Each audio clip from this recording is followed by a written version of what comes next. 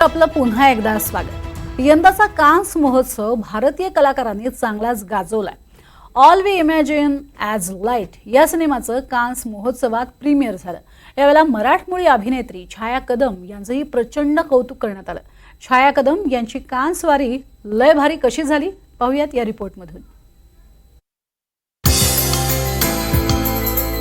Cannes festival म्हटलं की ऐश्वर्या राय, अनुष्का शर्मा, दीपिका पादुकोण, आलिया भट्ट, सारा अली खान अशा बॉलिवूडच्या तारका रेड कार्पेटवर आपल्या अदांची जादू दाखवतात। कान्स फेस्टिवल मधला त्यांचा पेहराव नेहमीच चर्चेचा विषय असतो। मात्र यंदाचा कान्स फेस्टिवल एका मराठमोळ्या अभिनेत्रीनं गाजवलाय। अभिनेत्री छाया कदम यांनी नथ आणि साडी नेसून केलेली एंट्री सध्या सोशल मीडियावर धुमाकूळ घालते।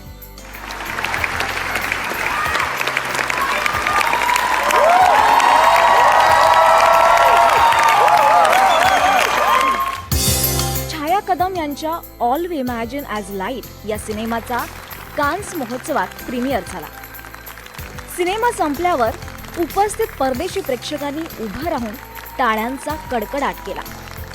विशेष म्हणजे 30 वर्षांनंतर एखादा भारतीय सिनेमा कान्स फिल्म फेस्टिवलच्या स्पर्धेत असल्यामुळे सर्वांचंच मन भारावलं होतं। याशिवाय छाया कदम यांची इन्स्टा पोस्टही बरीच चर्चेत आहे।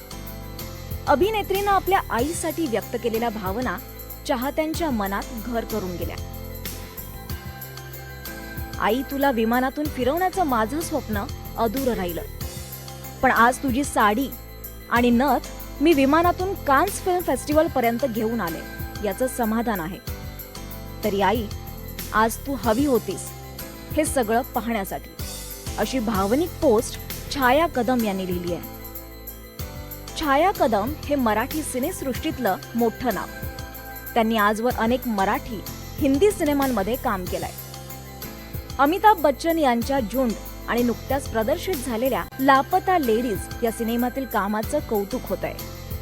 त्यात आता कान्स महोत्सवातील भारावून टाकणाऱ्या क्षणांनी छाया कदम यांना त्यांच्या कामाची पोचपावतीच मिळाली आहे। Bureau report, NDTV Marathi.